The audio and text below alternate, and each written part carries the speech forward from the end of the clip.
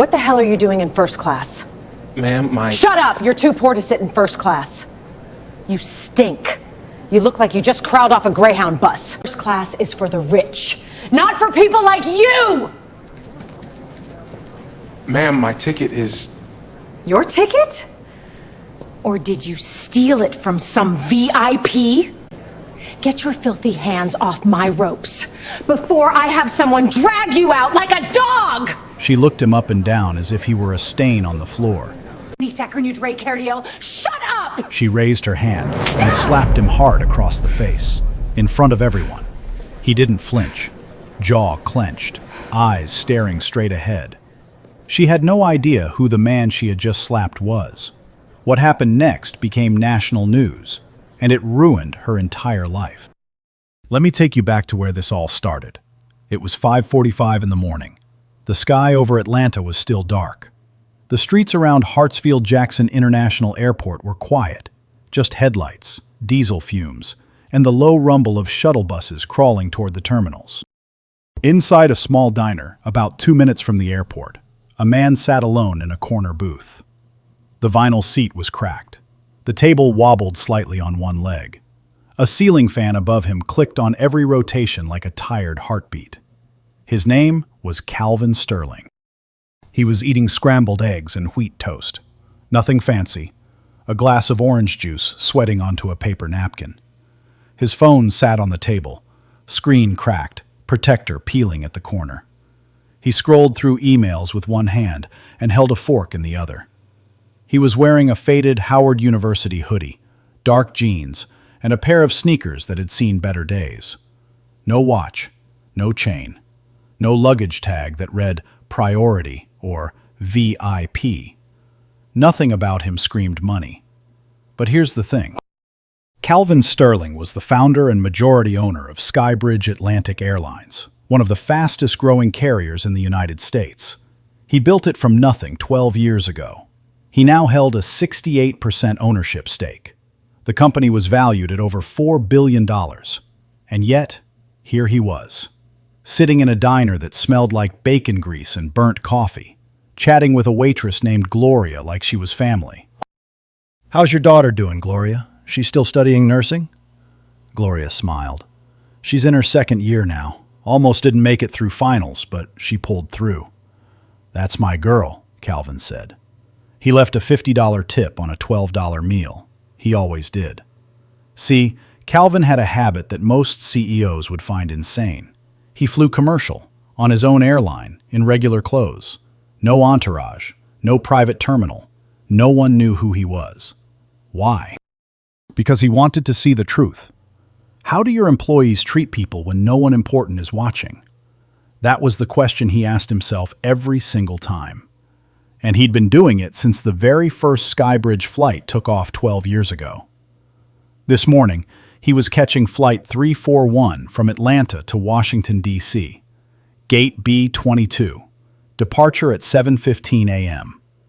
He paid his bill, zipped up his hoodie, grabbed a worn backpack with one strap slightly frayed, and walked into the terminal. Hartsfield-Jackson was already alive. The smell of Cinnabon drifted down the corridor like a warm fog.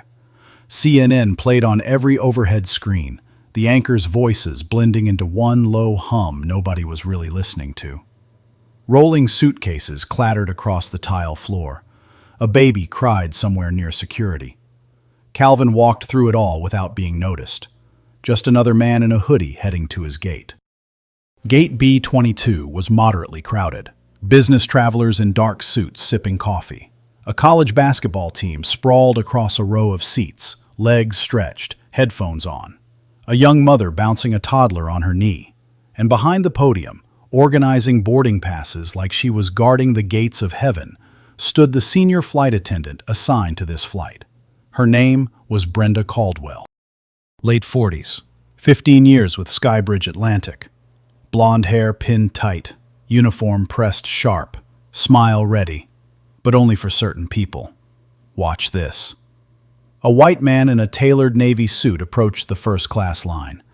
Brenda lit up like a chandelier. "Good morning, sir. Welcome aboard. Right this way." Warm, bright, professional. 30 seconds later, a young Latina mother walked up to the general boarding lane, struggling with a stroller and a diaper bag. Brenda's face went flat. "Ma'am, you're blocking the lane. Step aside and wait until your group is called." Cold, clipped, annoyed. A younger flight attendant standing nearby, couldn't have been older than 25, watched the whole thing. Her lips pressed together. She looked uncomfortable, but she said nothing. That's who Brenda Caldwell was. The smile changed depending on who she was looking at. The warmth had a color filter on it, and everyone at that gate could feel it, even if no one said a word.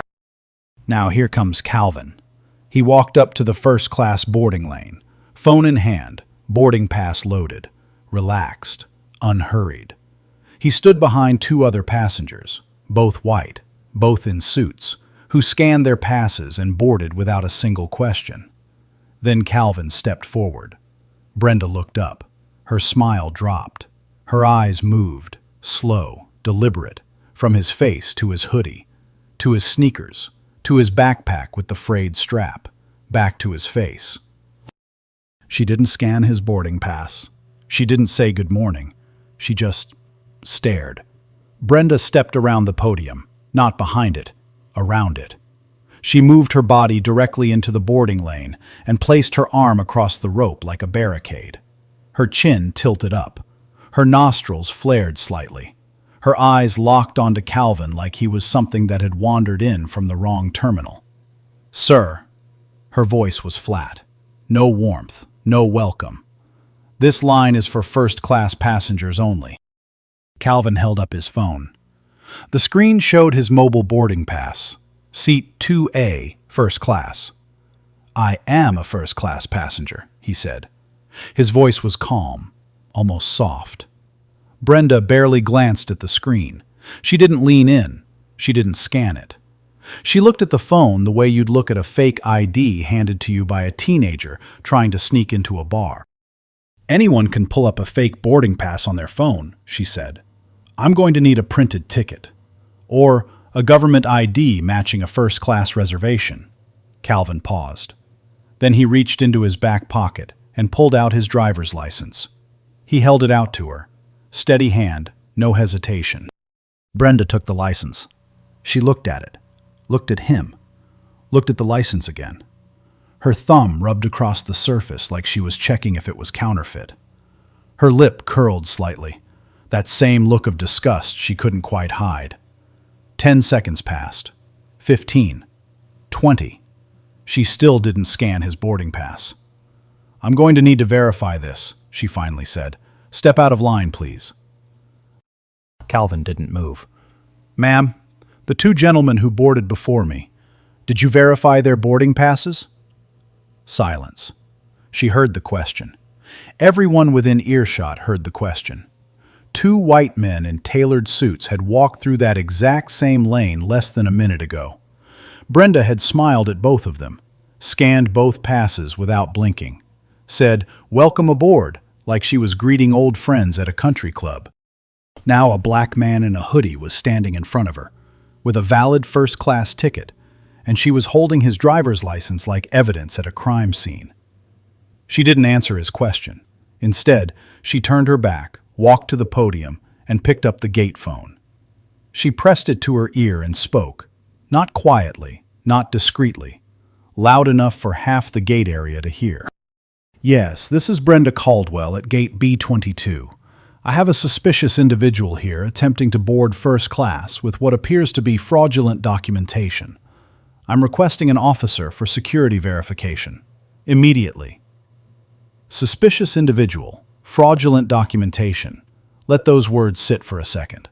Calvin was standing 6 feet away. He heard every word. His jaw tightened, just barely, but he didn't speak. He didn't argue. He didn't raise his voice. He just stood there, hands at his sides, breathing steady, like a man who had been in this position before. Not at a gate, maybe, but in the feeling. The feeling of being looked at and not seen. The feeling of being guilty until proven innocent, and even then, still suspicious. The gate area shifted. Conversations stopped mid-sentence. Heads turned one by one. A businessman in row 3 of the waiting area lowered his newspaper and stared. A middle-aged black woman sitting near the window shook her head slowly, the kind of headshake that doesn't need words. The kind that carries the weight of every time she's seen this happen before. A white couple exchanged a glance, the uncomfortable kind. The kind where you know something is wrong, but you're not sure it's your place to say it out loud. Phones came out. Not many, but enough. A college kid in a basketball hoodie, couldn't have been more than 20, angled his phone from 2 rows back and hit record. He didn't say anything. He didn't need to. The camera saw everything. Then Naomi Fletcher showed up. Naomi was the gate supervisor, a black woman in her early 50s with silver-streaked hair pulled into a neat bun and 22 years in the airline industry stitched into every calm step she took. She'd seen this before. She could smell it the second she rounded the corner.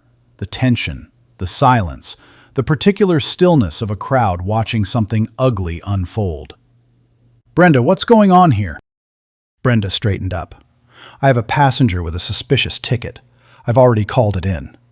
Naomi looked at Calvin, then at his phone. She took one look at the boarding pass on the screen. Seat 2A, first class, Skybridge Atlantic Flight 341, and her face changed. "Brenda, this pass is valid. Let the gentleman board." Simple, clear, professional. But Brenda didn't move. "I've already called for an officer," she said. Her voice was harder now, defensive, a wall going up. "We need to wait. I'm the senior attendant at this gate, Naomi. I'm not letting someone through with an unverified ticket." "I just verified it," Naomi said. "It's valid." "That's your opinion. I want it confirmed by security." Naomi opened her mouth, then closed it. She looked at Calvin. Her eyes said what her mouth couldn't. "I'm sorry. I tried." She stepped back. Not because she agreed. Because 15 years of seniority had just pulled rank on 22 years of experience. And in that moment, the system worked exactly the way it was designed to, protecting the wrong person. Calvin watched the whole thing. He saw Naomi try. He saw Brenda shut her down. He filed it away, quietly, carefully, the way a man does when he's already decided what comes next but isn't ready to show his hand. 2 minutes later, Officer Dale Prescott arrived. He came around the corner like he was answering a robbery call. Tall, thick-necked, boots heavy on the tile, belt clinking with equipment, radio, cuffs, flashlight, and something heavier on the right side. His hand rested on his hip, not on his weapon, but close enough to make a point. He walked straight to Calvin, not to Brenda, not to the podium, not to Naomi. Straight to the black man standing at the rope. "Sir, I'm going to need you to step away from the boarding area." Calvin looked at him, steady, unblinking. "Officer, my boarding pass is valid. The gate supervisor confirmed it. I'd like to board my flight." Prescott didn't blink. "Sir, I need you to present your identification and step to the side for questioning. Now." His tone wasn't a request. It was a command. The kind of voice that turns a public space into a holding cell. The kind that expects obedience, immediately, without question, without the luxury of asking why. Calvin complied. He didn't argue. He didn't resist. He stepped to the side, away from the lane, away from the rope, away from every other passenger who was watching. He handed over his driver's license, for the second time in 10 minutes. Prescott took it, turned his back, and radioed in Calvin's information. Full name, date of birth, license number. He was running a background check, right there, at a boarding gate, surrounded by families and businessmen and college kids with rolling suitcases, on a man whose only crime was holding a valid first-class ticket while being black. No other passenger at gate B22 had been asked for identification. No other passenger had been pulled aside. No other passenger had their name run through a police database before being allowed to sit in the seat they paid for. Just Calvin. While Prescott waited for the results, boarding continued. First class, priority, general, Group by group, passengers walked past Calvin, past the man standing alone at the side of the gate, arms at his sides, holding nothing but his phone and his dignity. Some stared. Some looked away quickly, the way people do when they see something uncomfortable and don't want to get involved. A few looked genuinely sympathetic but did nothing about it. One older white man with a gray beard muttered loud enough for 3 rows to hear, "This is ridiculous, absolutely ridiculous." But nobody stopped. Nobody stepped forward. Nobody said, "Excuse me, officer, what exactly did this man do?" Nobody. The college kid kept recording, his phone steady, his face tight. Brenda watched from the podium, arms crossed, chin high, a thin smile sitting at the corner of her lips. The kind of smile that isn't joy, it's satisfaction. The quiet, ugly satisfaction of someone who believes they've won. 5 minutes passed. The gate area emptied. The plane was nearly full. Then Prescott walked back. He handed Calvin his license without looking him in the eye. "You're clear." That was it. No apology, no explanation, no "sorry for the inconvenience, sir." Just 2 words and a turned back. Then he added, almost as an afterthought, almost like a warning, "Next time, make sure you have proper documentation ready. Save us both the trouble." Next time. Like there should be a next time. Like this was Calvin's fault. Calvin took his license. He slid it back into his pocket. He picked up his backpack, the one with the frayed strap, and walked toward the jet bridge. Alone. The last passenger to board a plane he owned. Calvin stepped onto the plane. The jet bridge smelled like recycled air and kerosene. The carpet under his sneakers was worn thin down the middle, gray threads showing through where thousands of passengers had walked before him. A vent above his head hissed cold air onto his neck. He turned left and entered the cabin. First class. Wide leather seats, polished armrests, the smell of fresh coffee and warm towels floating from the galley. Soft lighting, soft music, soft everything. Every seat was taken except one. 2A, window side. His seat. Calvin walked down the aisle toward it. And there she was again. Brenda. Standing at the galley entrance like a palace guard. Arms slightly crossed. Feet planted. She wasn't preparing drinks. She wasn't arranging trays. She was doing nothing except waiting for him. When Calvin reached her, she didn't step aside. She leaned into the aisle. Just a few inches. Just enough to force him to twist his shoulders and squeeze past her body like a man crawling through a gap in a fence. As he passed, close enough to feel the starch in her uniform, she muttered under her breath. Not a whisper, louder than that. Loud enough for the first 2 rows to hear every syllable. "I still don't understand how some people end up in these seats." The businessman in 1A, mid-50s, silver cufflinks, Wall Street Journal folded on his lap, looked up. His eyes moved from Brenda to Calvin and back. His jaw shifted. He didn't say a word, but the discomfort on his face said everything. Calvin sat down, buckled his seatbelt, pulled a small leather notebook from his backpack and opened it to a clean page. Clicked a pen, wrote something down. His hand was steady, his breathing was even, like a man taking quiet notes at a meeting, not a man who had just been publicly humiliated 3 times in 30 minutes. The plane taxied out. Engines climbed in pitch. Atlanta shrank beneath the clouds, and Flight 341 leveled off at cruising altitude. The seatbelt sign dinged off. The cabin settled into its familiar rhythm. White noise, low murmurs, the clink of a tray table folding down. Then the in-flight service began. Brenda handled first class personally. She moved row by row with a silver tray, ceramic mugs, and a smile so warm you would swear she loved every single person on this airplane. "Good morning, sir. Coffee or juice today?" She poured for 1A with steady, graceful hands. "Ma'am, how about a mimosa?" "Absolutely. Give me 1 moment." She glowed at 1B like they were lifelong friends. "Can I get you anything else? A blanket? A pillow?"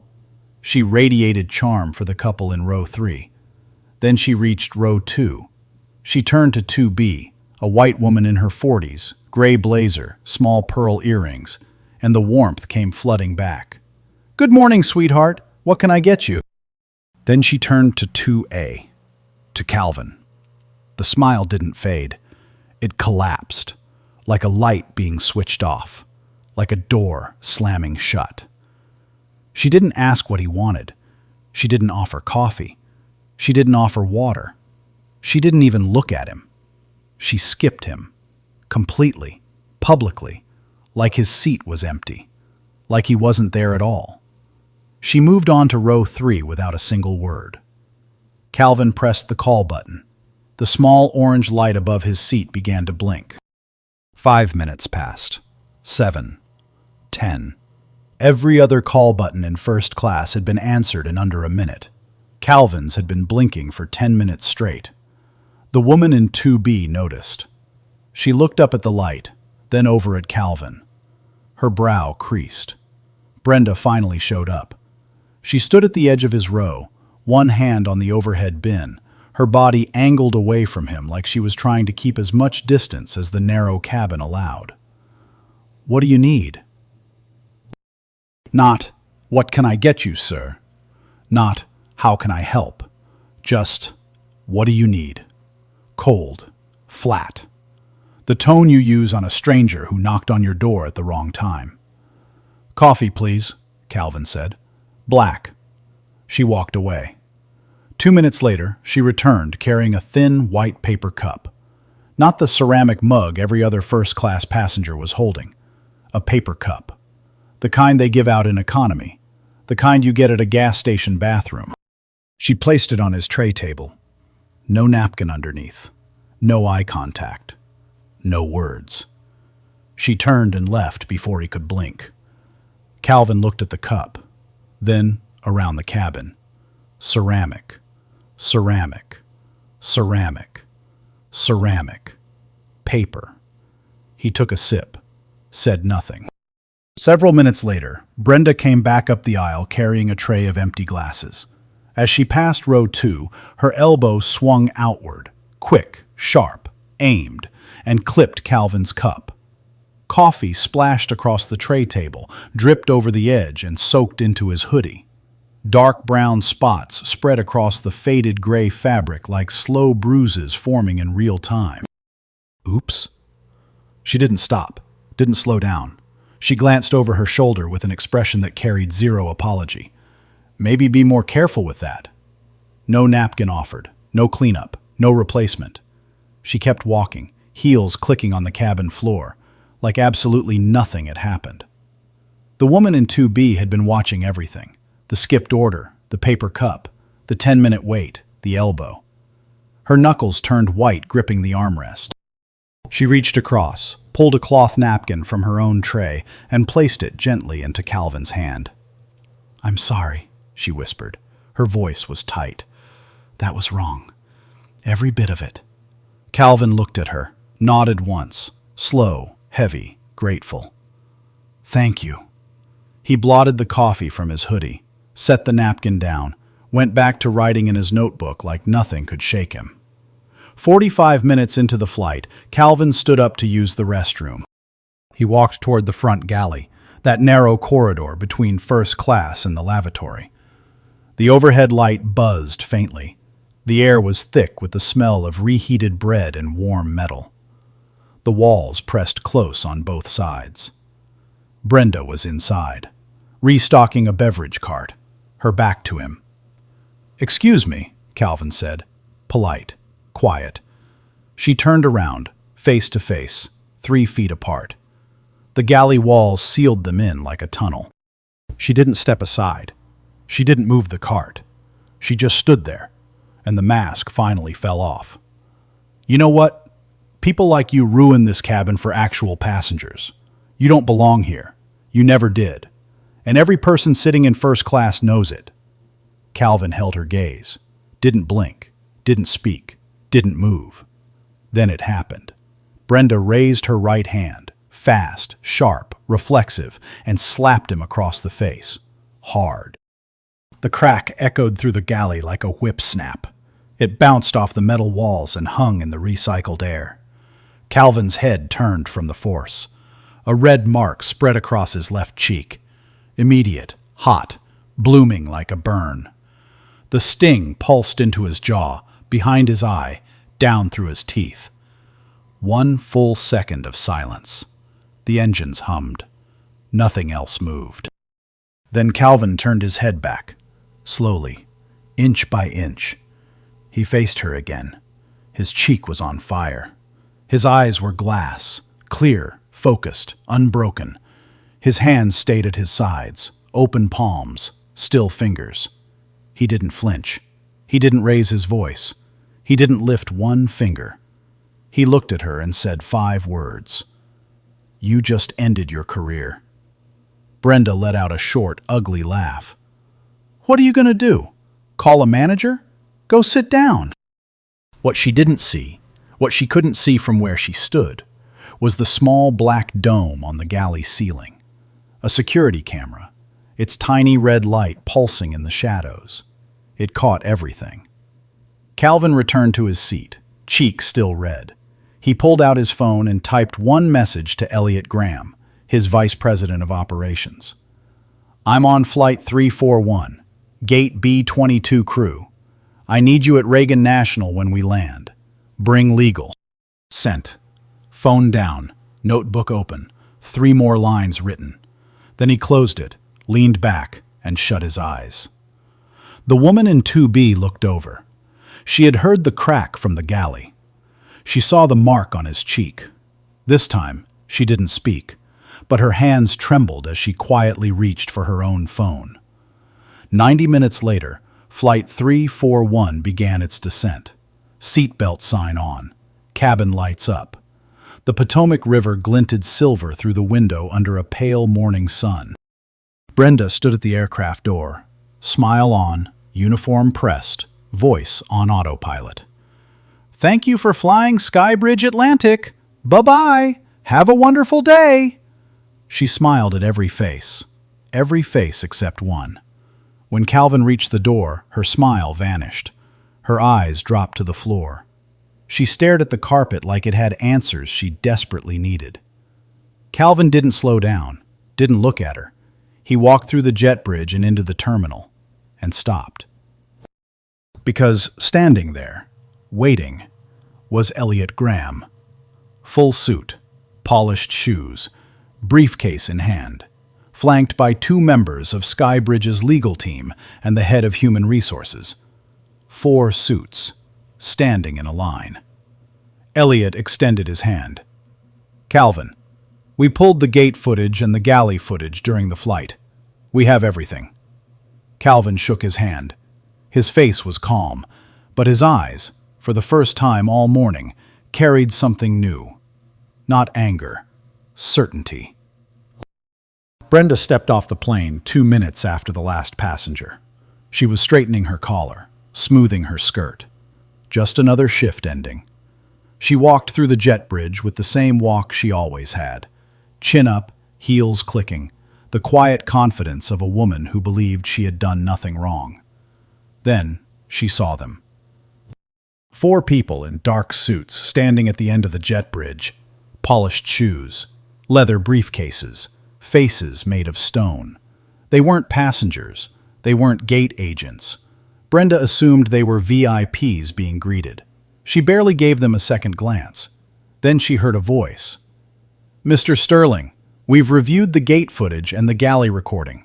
On behalf of Skybridge Atlantic, I want to assure you that..." Her heels stopped clicking. Mr. Sterling. She turned her head slowly.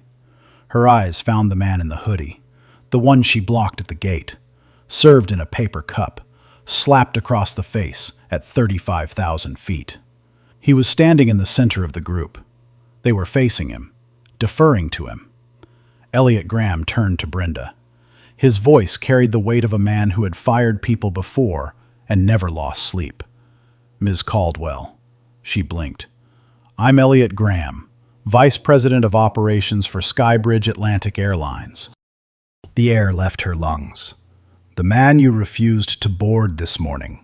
The man you publicly humiliated at gate B22. The man you served coffee in a paper cup. The man you slapped across the face in the galley. He paused. Let each word land like a hammer on glass. Is Calvin Sterling, founder and majority owner of Skybridge Atlantic Airlines. He owns the plane you just walked off. He owns the uniform you're wearing right now. The terminal kept moving around them. Announcements overhead, luggage carts beeping in the distance. But in that 10-foot circle at the end of the jet bridge, time stopped. Brenda's face drained of color. All at once, like someone pulled a plug. Her lips parted. Her hands started shaking. Her fingers curled around the hem of her blazer like she was holding on to the edge of a cliff. I didn't... Her voice cracked. He didn't look... I thought... Elliot cut her off. Following what exactly? What protocol tells you to block a passenger with a valid boarding pass? What training manual says to call police on a confirmed ticket? What employee handbook authorizes you to strike a passenger in the face? Her mouth opened and closed. No sound. Her eyes darted left, right, looking for someone who might step in. Nobody did. The lawyers stood silent. The HR director watched without expression. His ticket looked... I thought it was suspicious. His ticket was confirmed valid by your own gate supervisor, Naomi Fletcher.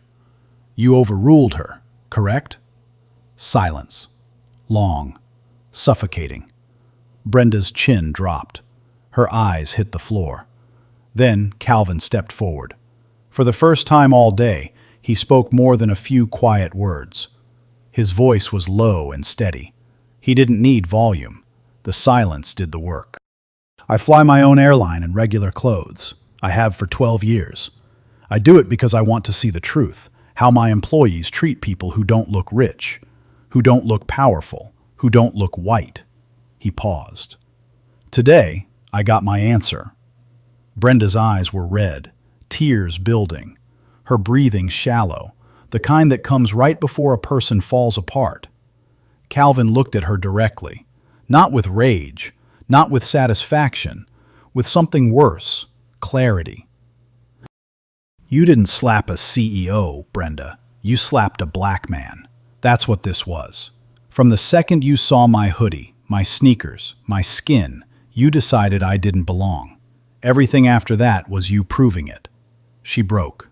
Tears rolled down her cheeks. Mascara bled. Her voice came out thin and shattered. Please. I have a family, 2 kids. I need this job, please. Calvin didn't look away. The passengers you treated like this for years. They had families too. They had kids too. But they didn't have a billion-dollar company standing behind them. They just had to swallow it and walk away. He let that sit. Elliot spoke again, quieter now, almost clinical. We've also flagged Officer Prescott's conduct at the gate. The footage shows he bypassed protocol entirely. No other passenger was subjected to an ID check or background screening. We're filing a formal complaint with the airport authority and Atlanta PD Internal Affairs within 24 hours. Calvin nodded once. Then he turned and walked toward the terminal, backpack on one shoulder, notebook under his arm, the faint red mark still glowing on his cheek. Brenda stood frozen at the jet bridge exit, still in uniform. Still wearing the badge, still holding the lanyard with the company logo, the logo of the airline owned by the man she had just struck. She didn't move for a long time. It took less than 48 hours for Brenda Caldwell's entire world to collapse. The first blow came within minutes of landing. Elliot Graham walked Brenda to a small office inside Reagan National's administrative wing. White walls, fluorescent lights, a metal table with 2 chairs on one side and one on the other. It felt like an interrogation room, because that's exactly what it was. Elliot sat across from her. The HR director placed a tablet on the table, screen facing Brenda, and pressed play. Gate footage. Timestamp 6:51 a.m. There she was, arm across the rope, blocking Calvin's path. The audio was thin, but clear enough. Every word she said at that podium came back to her in high definition. The phone call to security. The phrase, suspicious individual. Naomi Fletcher confirming the boarding pass. Brenda overruling her.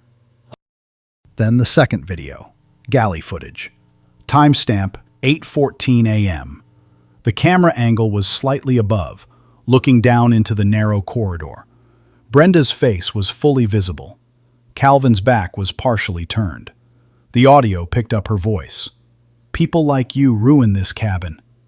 Then the hand, rising, swinging, connecting. The crack didn't come through on the recording, but the motion was unmistakable. Calvin's head turning from the impact, the red mark appearing on his cheek, his hands staying at his sides. Elliot stopped the video. Ms. Caldwell, you are suspended immediately, effective right now. Based on the evidence, formal termination will follow within 48 hours. This is not a negotiation. Brenda's airline badge was collected on the spot. She unclipped it from her lanyard with trembling fingers and placed it on the table. The small plastic rectangle sat there under the fluorescent light. Her name, her photo, her 15 years, reduced to a piece of evidence. She was escorted from the terminal by airport security. The same kind of security she had called on Calvin just 3 hours earlier. She walked through the concourse in her uniform, badge gone, eyes swollen, mascara dried in dark streaks down both cheeks. Other Skybridge crew members watched from a gate counter as she passed. Nobody said a word. Nobody stepped forward. They just watched her disappear through the sliding glass doors and into the parking garage. The second blow hit Officer Dale Prescott 24 hours later. The airport authority pulled Prescott's body camera footage from the morning. It confirmed everything. He had walked directly to Calvin, ignoring Brenda entirely as the reporting party. He had demanded ID from a man whose boarding pass had already been verified. He had run a full background check in a public gate.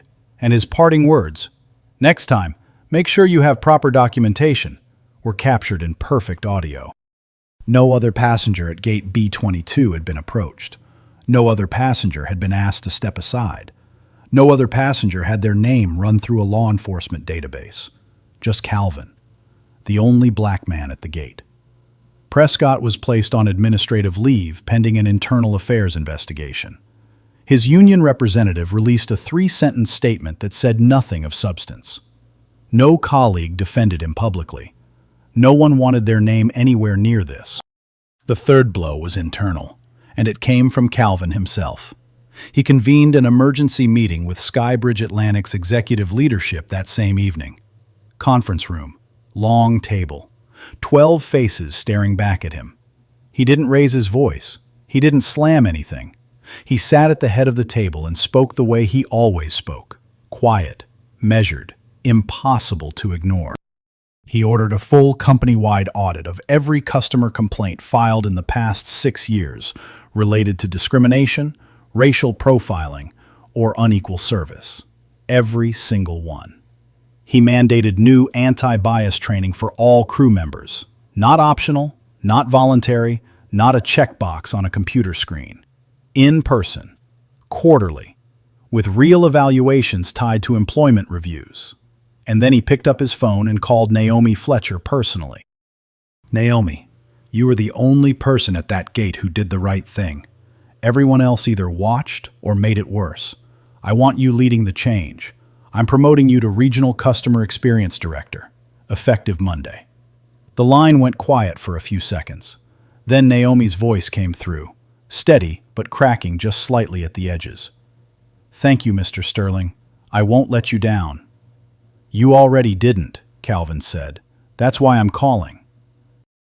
The fourth blow came from the internet. The college kid's phone video, recorded from 2 rows back at gate B22, hit social media that evening. It showed Brenda blocking the boarding lane, Prescott running the background check, Calvin standing alone while every other passenger walked past him onto the plane. 4 million views in 24 hours. Comment sections on fire. The hashtag SkybridgeShame trended nationally by midnight, and by morning, it had shifted to something else. Hashtag Justice for Calvin. Every major news outlet picked it up.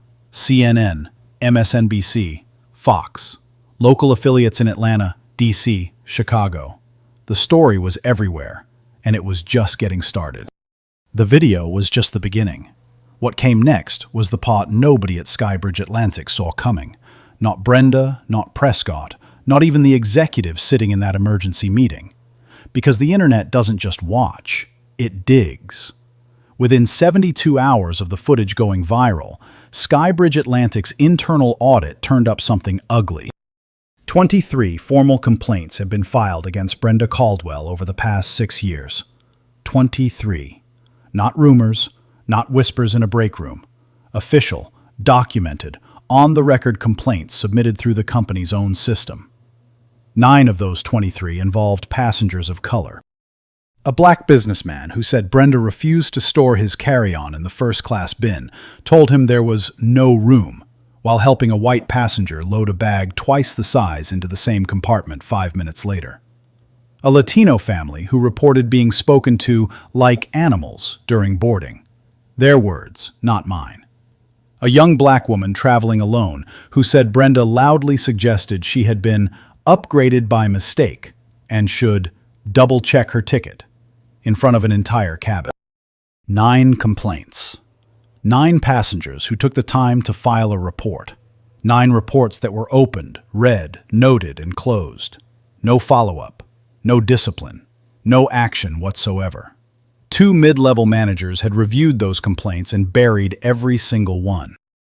This became the second scandal, bigger than the slap, bigger than the gate footage.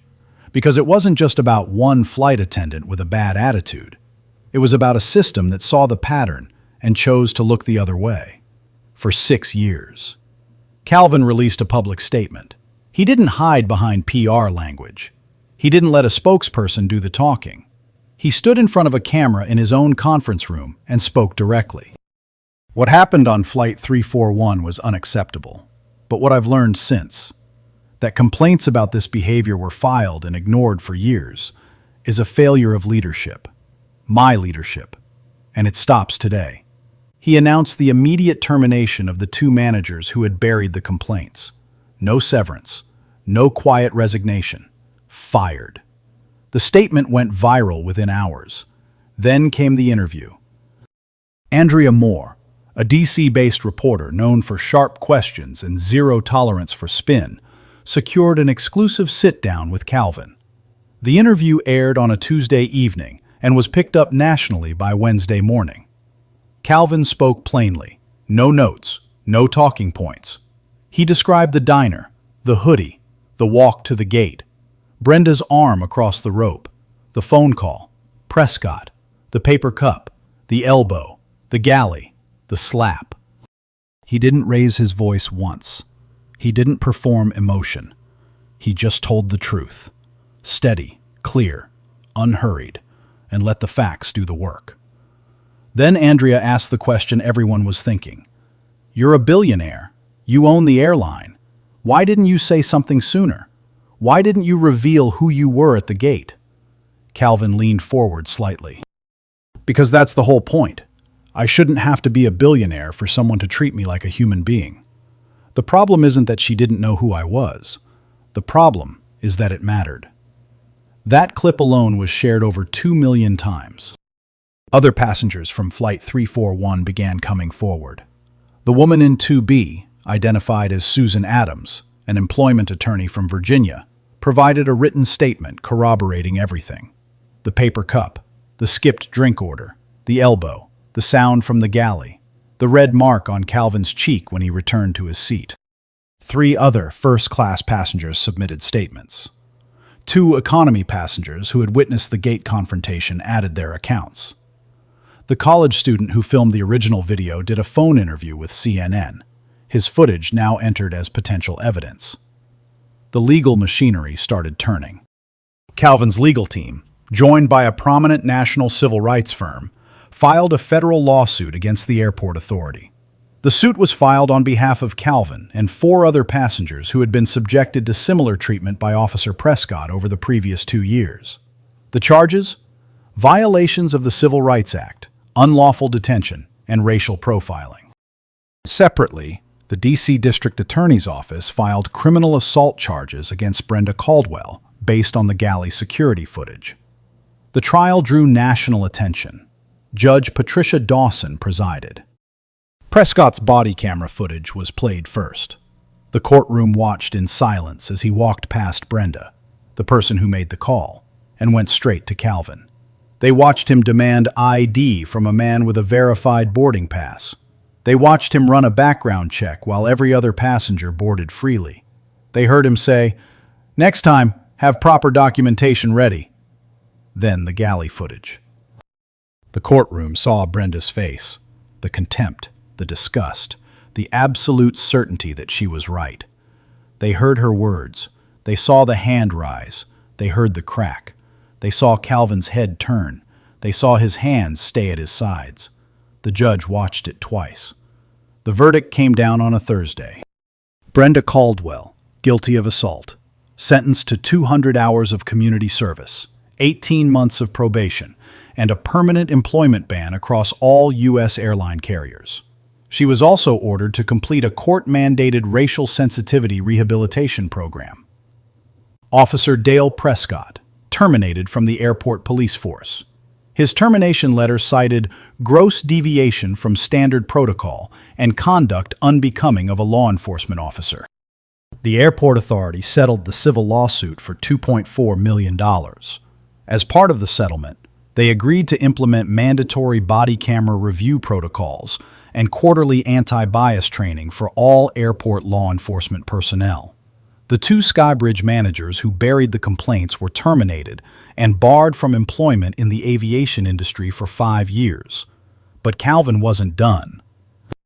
Within 60 days of the verdict, Skybridge Atlantic became the first airline in the United States to institute what Calvin called the Dignity Guarantee, a public-facing policy stating that no passenger would be treated differently based on appearance, race, or perceived economic status. An independent oversight board was created to review complaints, with the authority to act, not just file. 3 major airlines announced similar policies within 4 months. And Calvin Sterling was invited to testify before a congressional subcommittee on discrimination in commercial air travel, the first airline owner in U.S. history to do so. He showed up in a hoodie. 6 months later, a man walked into a small diner 2 minutes from Hartsfield-Jackson, Atlanta International Airport. Same cracked vinyl booth by the window. Same ceiling fan clicking on every rotation.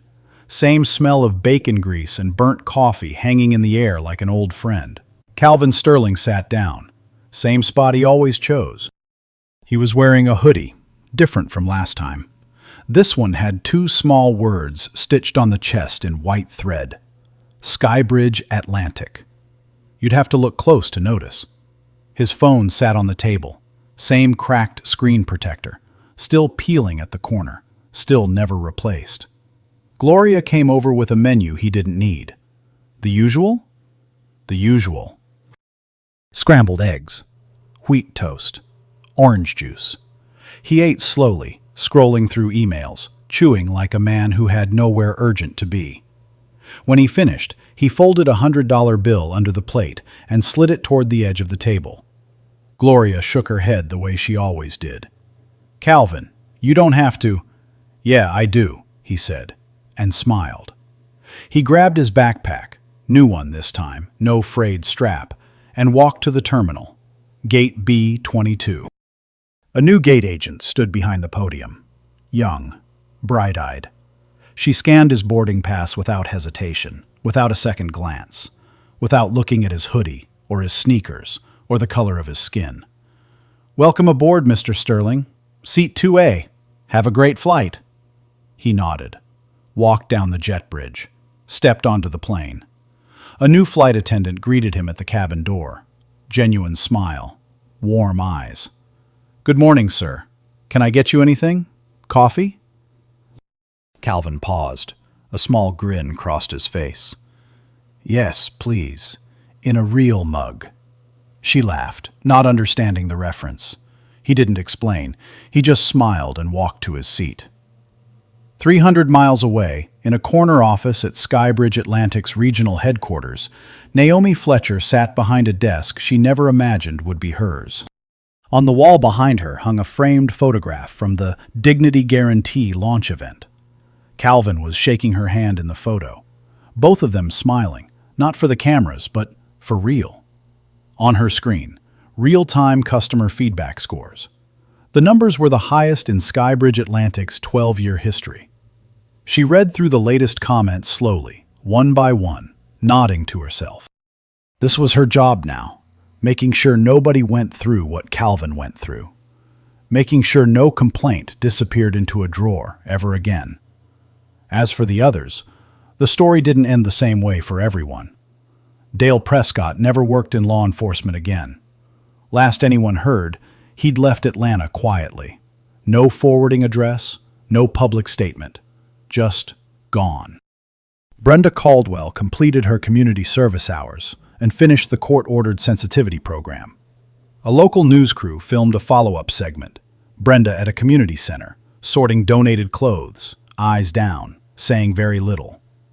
Whether she had truly changed or was simply performing compliance for the cameras, that was a question nobody could answer but her.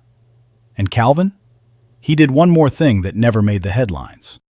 He established a scholarship fund at Howard University, his alma mater, for students pursuing careers in aviation, maintenance, engineering, piloting, air traffic control, any path that put a young person into the sky. He named the scholarship after his mother, Dorothy Sterling, the woman who spent 30 years cleaning offices at O'Hare International Airport, who rode the bus to work before sunrise and came home after dark, who never once, in 30 years, sat in a first-class seat. Her son made sure that name would be on a plaque in a university hallway for as long as that building stood. And that brings me to the real question. Justice didn't happen because Calvin was rich. It happened because the truth was recorded, and because people refused to look away. Naomi stepped forward. The kid in the hoodie hit record. Susan Adams wrote her statement. They didn't have billions. They just had the courage to say, "This is wrong."